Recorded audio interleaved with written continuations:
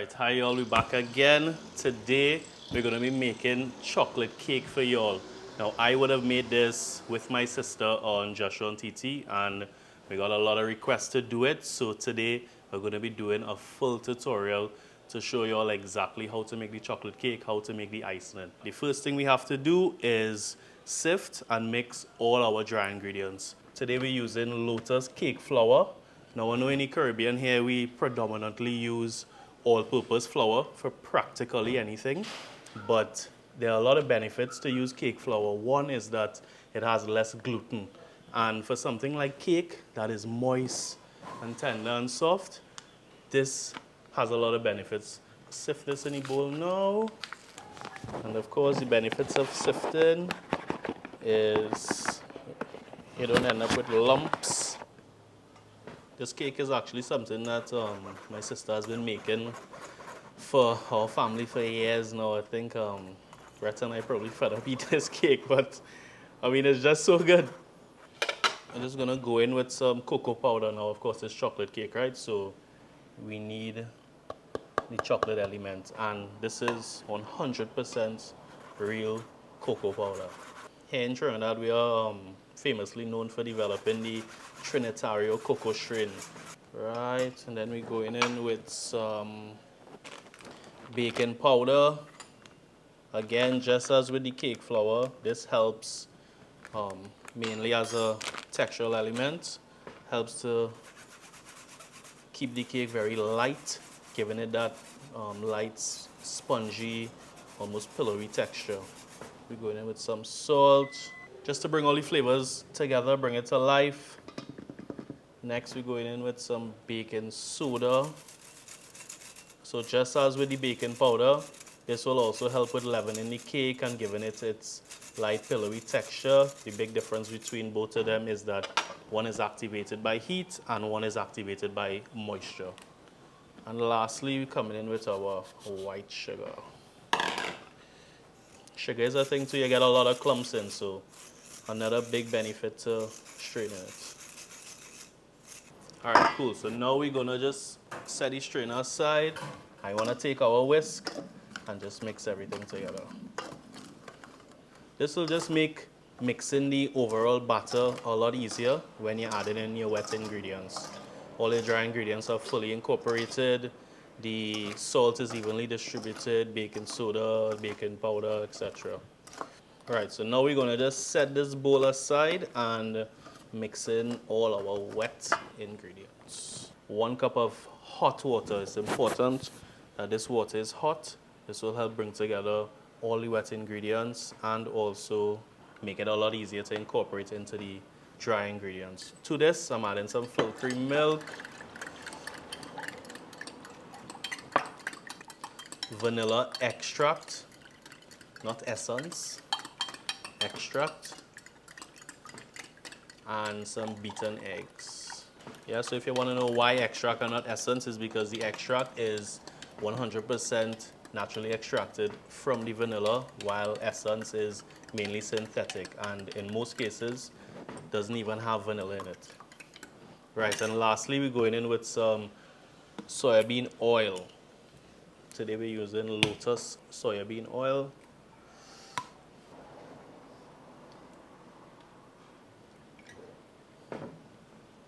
Right, you want to give that a good mix. And now we're going to slowly incorporate our wet into the dry. Now you could use a cake beater or a stand mixer to do this, but I mean, it's pretty simple, so I'm just using the whisk.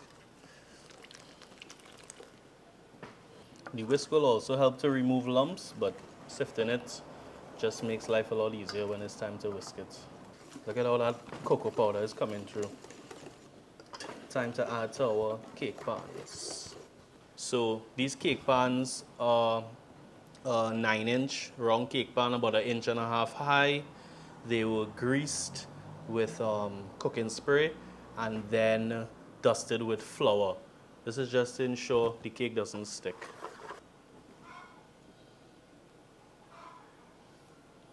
switch this one out. Let me just bring this one forward. Next one in.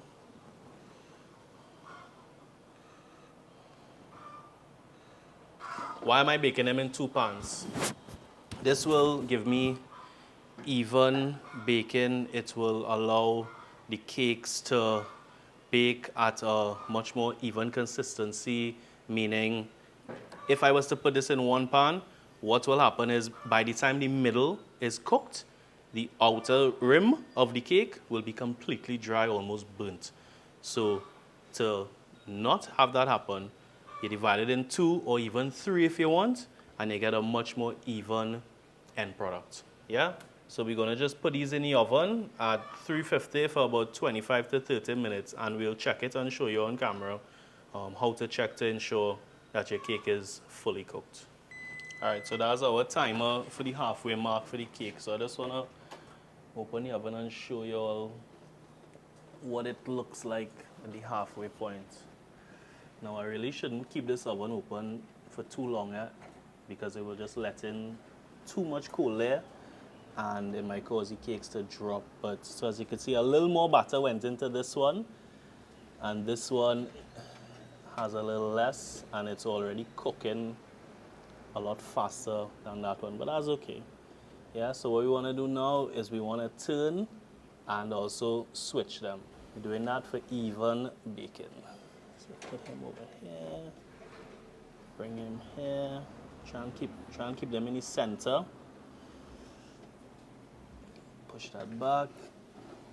15 minutes has gone, so we're gonna check it, put it in for another 10 minutes and check it after that. All right, so our timer is up for the cakes. So let's just pull them out and check them. So if you remember, this one has less batter than this one, so I'll check this one first. Now I'm using a knife. You could use a toothpick, or ice pick, anything you want really. You wanna go in the center, and once your knife comes out clean like that, you know the cake is cooked. So we're gonna put him up here.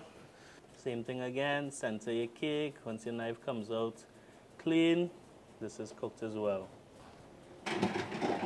So now we're gonna let them sit for about 5 to 10 minutes, and then I'm gonna show you a trick. All right, so the cakes has been resting next to the stove for about 5-10 minutes. So I'm gonna show you a neat trick to help retain moisture within your cakes. So while it's hot, you want to cling wrap it. You want to completely seal it in cling while it's hot and transfer it into your refrigerator or chiller and let it cool. What this will do is the cling will help the cake to retain as much moisture as possible while cooling, because while cooling, a lot of these products tend to dry out a bit. So you want to wrap it in cling completely and you let it cool in your refrigerator. All right, so while our cake is cooling, we're going to go ahead and make the icing, because this also needs a little time. So for this, I'm using dark chocolate. We're using Lotus icing sugar, whipping cream. You could use multi-purpose cream, and to be honest, you could even use heavy cream.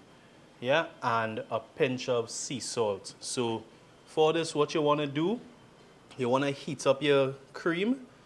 You could do this over the fire. I just poured it into this measuring cup and slowly heated it up in the microwave. You could see, well, I'm not sure if Rhett is catching the steam coming off of it. And the reason for heating this up is because this is what is going to melt your chocolate chips. So I'm going to pour this directly over my chips. Then I'm just going to add in a pinch or 2 of sea salt. Sea salt tends to be a lot stronger than regular table salt or iodized salt. And then we're just going to slowly but surely mix this. Now you see a lot of people using cocoa powder mixed with icing sugar, mixed with buttercream, for instance. But the chocolate chips gives the icing a much richer chocolatey consistency. So you just want to continue to mix until the cream and your melted chocolate is evenly incorporated. All right, so let me show you how to apply the cling. So you want to take out enough, just cut it off here, and I'm just holding the side and bringing it in and allowing it to make contact with our cream and chocolate mixture.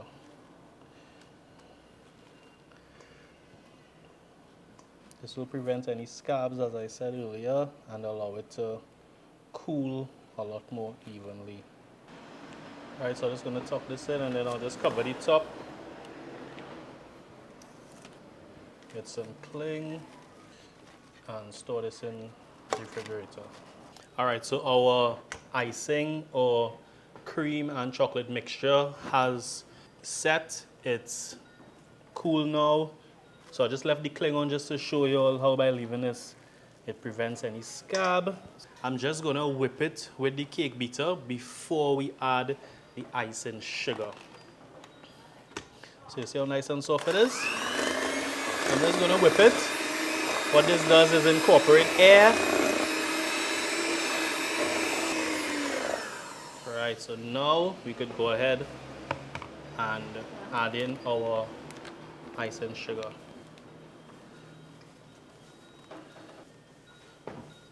You can add in half at a time, but I'll just go ahead and add in all.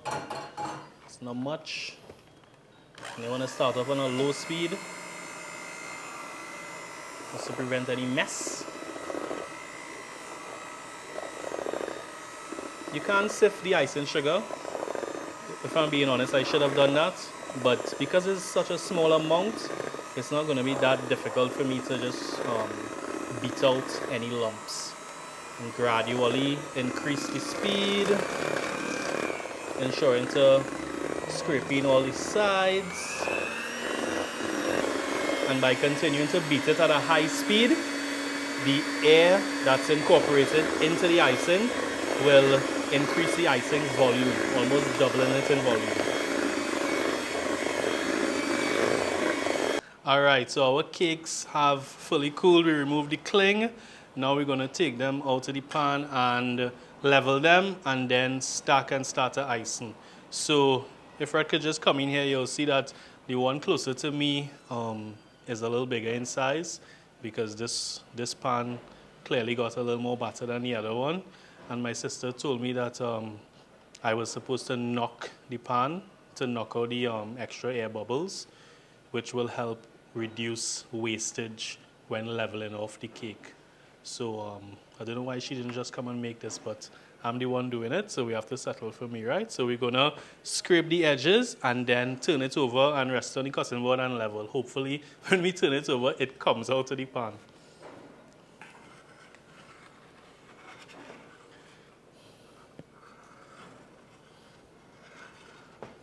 Coming out. I have my sister on the sideline here coaching me. Right, so I'm not sure how red catching is on the camera, but as you can see, we have a little hump in the middle. This side is looking like my lowest side. Yeah, so I'm gonna start on my lowest side and just running the blade straight across, trying to keep it level. Excess cake, I'll just put in the pan. How are we looking there, Sascha? You looking good? Yeah. One go. Onto our lovely cake stand that my other sister provided me with. And we're going to repeat the process again with the second cake. Alright, so we're just going to finish our icing in here. So what we're going to do, we're just continuing to whip it at a high speed to lighten it, incorporate air, add volume before we start to build our cake. Alright, so our batter is good. Let me show you how I know that. We're aiming for soft peaks. Yeah? So the first thing you want to do is apply some icing to the center. Right?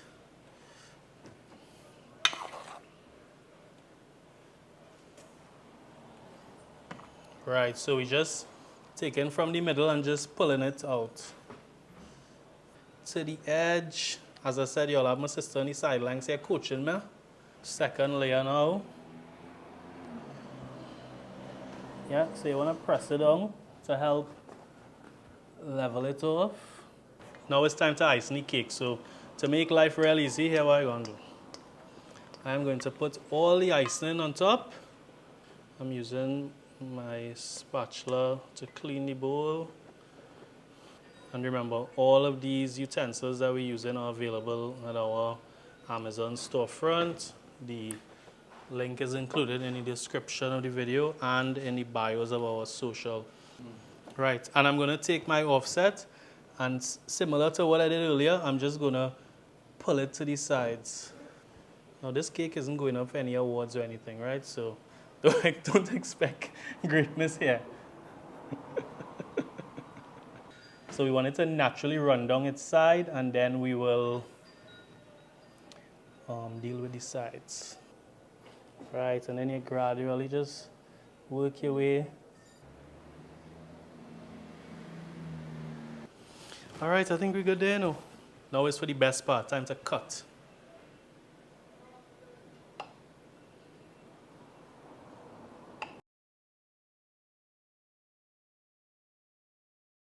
All right, y'all, so I know it's been a little wait because ever since my sister did the reel, all of y'all have been asking for the tutorial. So here it is. I hope you all enjoyed. Please send us pictures, send us videos when you all try the recipe. Okay, and of course, thank you guys so much for your continued support. Thanks for watching. See you soon.